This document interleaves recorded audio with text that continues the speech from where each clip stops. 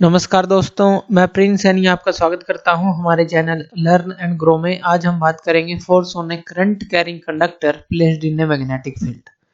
तो हमारे पास एक कंडक्टर है जिसके अंदर से हम मान लेते हैं कि करंट आई फ्लो कर रहा है और इस डायरेक्शन में फ्लो कर रहा है। तो ये हमने करंट आई दिखा दिया। अब देखिए, जब करंट है किसी कंडक्टर से कब फ्लो करता है, वो मोशन ऑफ फ्री इलेक्ट्रॉन्स के कारण करता है। ये हमें पता है कि जो फ्री इलेक्ट्रॉन्स होते हैं उनके कारण से करंट फ्लो करता है किसी कंडक्टर में।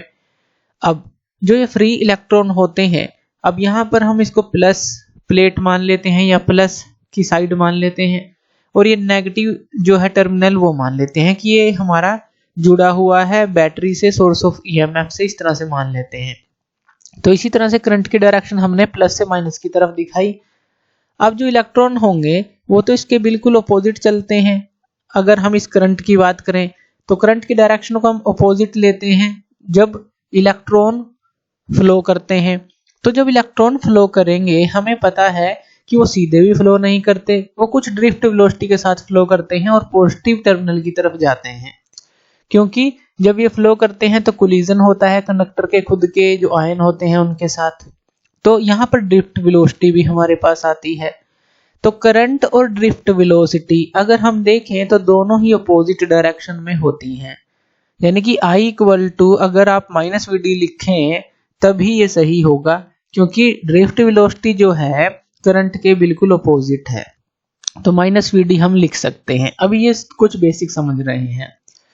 तो फ्री इलेक्ट्रॉन के कारण किसी भी कंडक्टर के अंदर करंट जो है पैदा होता है, करंट प्रोड्यूस होता है, ये हमें पता है।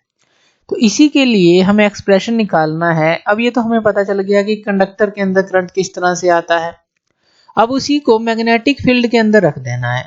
अब मान लेते हैं हम इसको एक मैग्नेटिक फील्ड में रख देते हैं। यहाँ से करंट आई फ्लो कर रहा है और हम इसको मैग्नेटिक फील्ड में रख देते हैं। यूनिफॉर्म मैग्नेटिक फील्ड है और मैग्नेटिक फील्ड की डायरेक्शन हमने इस तरह से ली कि जो करंट के साथ इसकी जो डायरेक्शन है वो थीटा है।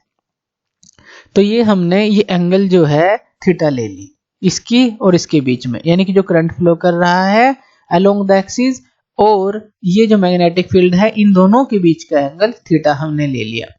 तो यहाँ पर हमने कोई टर्म मानी थी, जो वीडी क्या थी हमारे पास, ये थी ड्रिफ्ट वेलोसिटी। तो ये हमने मानी थी ड्रिफ्ट वेलोसिटी।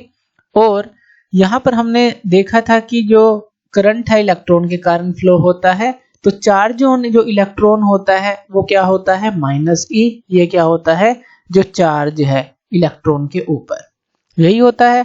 अब अगर हम मैग्नेटिक जो लोरेंट्ज फोर्स की बात करें एक इलेक्ट्रॉन के ऊपर, तो वो क्या आएगी हमारे पास, तो वो हमारे पास फोर्स आएगी जो चार्ज था यानी कि क्यू, तो उसकी जगह हमारा आ जाएगा माइनस ई, और ये थी वी क्रॉस बी।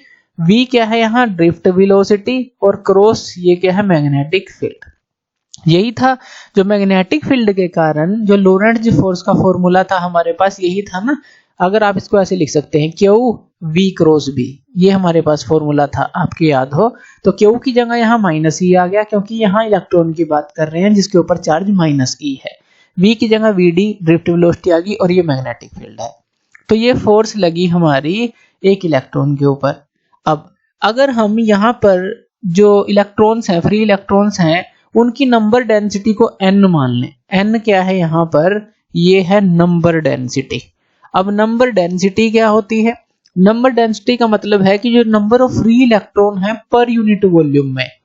तो जो कंडक्टर की पर यूनिट वॉल्यूम ली और उसके अंदर नंबर ऑफ कितने फ्री इलेक्ट्रॉन है, तो total number of free electron अगर हमें निकालने हैं इस कंडक्टर के अंदर, उसको हम कैपिटल N से डिनोट करेंगे, और वो क्या हो जाएगा, ये जो नंबर डेंसिटी है इनटू पूरा एरिया इसका और इनटू लेंथ यानी कि वॉल्यूम।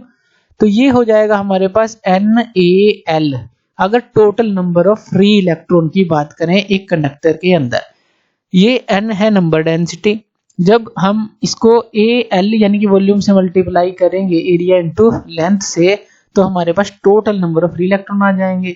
अब अगर हम बात करें टोटल फोर्स की, ये तो हमने बात की थी कि एक इलेक्ट्रॉन के ऊपर कितनी फोर्स लग रही है। अगर टोटल फोर्स की बात करें, अब वो टोटल फोर्स क्या होगी, जो सभी इलेक्ट्रॉन पर लगेगी, जो सभी इलेक्ट्रॉन एक्सपीरियंस करेंगे फोर्स, ये जो मैग्नेटिक फील्ड में आपने इस करंट कैरिंग कंडक्टर को रखा है, करंट किसके कारण से पैदा हो रहा है? इलेक्ट्रॉन के फ्लो के कारण से। अब हर एक इलेक्ट्रॉन जितनी भी फोर्स एक्सपीरियंस करेगा उसके कारण से ही तो टोटल फोर्स आप निकालेंगे। तो टोटल फोर्स क्या हो जाएगी हमारे पास, हम इसको F लिख लेते हैं, ये इक्वल टू हो जाएगी हमारी टोटल जो नंबर ऑफ फ्री इलेक्ट्रॉन है और एक इलेक्ट्रॉन पे कितनी फोर्स लग रही थी, दोनों का मल्टीप्लिकेशन। अब यहाँ पर जो F की वैल्यू है वो हमें रख देनी है। तो F की वैल्यू हमारे पास क्या थी? Minus E V D cross B. तो यहाँ पर वो रख देंगे हम, तो यहाँ पर रख देते हैं माइनस ई और वी डी क्रॉस बी, ये हमने वैल्यू को रख दिया। अब यहाँ पर ये ब्रैकेट ले लेते हैं, n की वैल्यू को भी रख देते हैं जो कि NaL है, तो यहाँ पर हम रख देते हैं, ये आ गई NaL। और L क्या है? ये लेंथ ऑफ द जो कंडक्टर है, तो टोटल जो लेंथ है कंडक्टर का, तो ये भी याद रखनी है, ये L है। और यहाँ पर NaL आ गया और उसके साथ ये क्या आ गया? E, ये माइनस हम बाहर यहाँ पर ले लेते हैं, और यहाँ पर ये क्या आ जाएगा? Vd क्रॉस बी, ये आ गया Vd क्रॉस बी। तो ये आ गई हमारे पास फोर्स की वैल्यू कि जो टोटल फोर्स लगेगी पूरे कंडक्टर के ऊपर, तो ये इतनी रहेगी। अब हमें पता है जो करंट होता है कंडक्टर के थ्रू जब मूव करता है तो Vd यानी कि ड्रिफ्ट वेलोसिटी से किस तरह से रिलेट करता है, तो इनके बीच में भी हमारे पास एक रिलेशन होती है NaEVd। ये रिलेशन है, ये हमने पहले निकाली थी करंट और ड्रिफ्ट वेलोसिटी के बीच में। तो यहाँ पर अगर आप दोनों तरफ जो लेंथ ऑफ द कंडक्टर को मल्टीप्लाई कर दें, जैसे कि I इंटू L कर दें, तो यहाँ पर ये क्या आ जाएगा? NaEVd इंटू L, ये आ जाएगा हमारे पास। अब अगर IL की बात करें, अब IL हमारे पास होता क्या है? अगर हम इसकी डायरेक्शन ले लें तो ये करंट एलिमेंट होता है। हमने बात की थी ना एम्पेरियन लूप के अंदर कि जैसे लूप है, एक स्मॉल एलिमेंट ले लें, करंट एलिमेंट DL जो हम लेते थे, और उसकी डायरेक्शन किस डायरेक्शन में होती थी? जिस डायरेक्शन में I की डायरेक्शन होती थी, यानी कि करंट की डायरेक्शन होती थी। तो इसलिए करंट एलिमेंट को हम IDL बोलते थे, दोनों का प्रोडक्ट करके।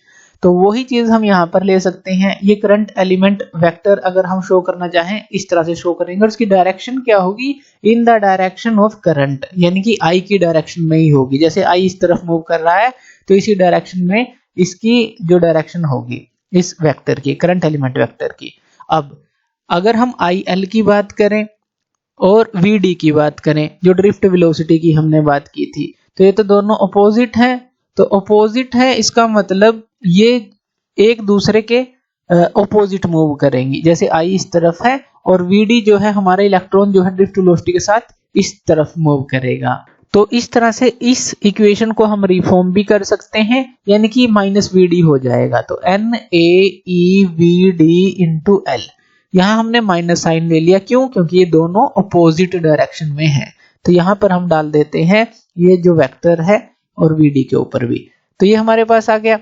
अब यहाँ पर देखिए और इस रिलेशन से देखिए NaLe, अब यहाँ NaLeVd ये पूरी टर्म है और इनटू ये L भी है, यानी कि ये जो पूरी टर्म है आप इसको कैसे लिख सकते हैं? इन दोनों रिलेशन से, इस और इस रिलेशन से।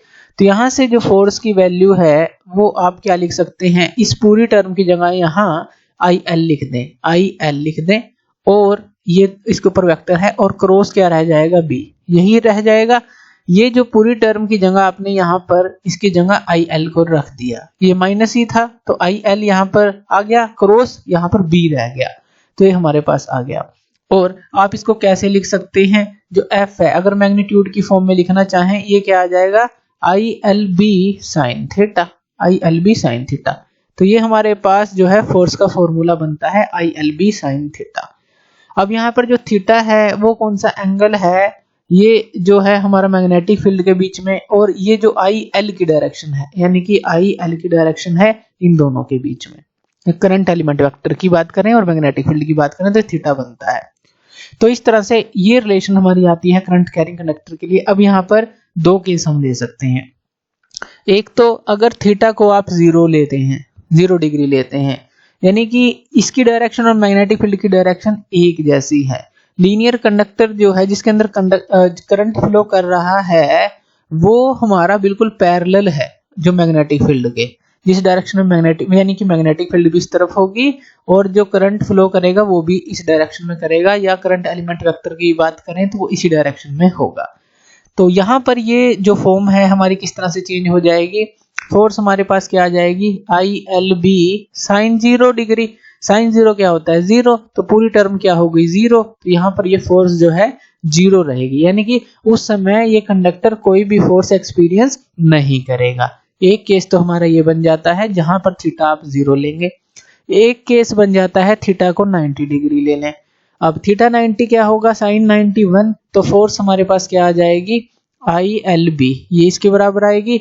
यानी कि अगर इन दोनों के बीच में 90 डिग्री का एंगल हो, यानी कि ये यहाँ पर हो जो मैग्नेटिक फील्ड है, और इन IL और इसके बीच में मैग्नेटिक फील्ड के बीच में 90 डिग्री हमने एंगल ले लिया, तो जो करंट कैरिंग कंडक्टर है तो वो मैक्सिमम फोर्स एक्सपीरियंस करेगा। तो इस केस में ये हो जाएगा। तो इस तरह से हम जो है निकाल सकते हैं force on A current carrying conductor placed in a magnetic field. तो थैंक यू वीडियो देखने के लिए, और इसी तरह की वीडियोस के लिए आप हमारे चैनल लर्न एंड ग्रो पे हमें सब्सक्राइब कर सकते हैं। धन्यवाद।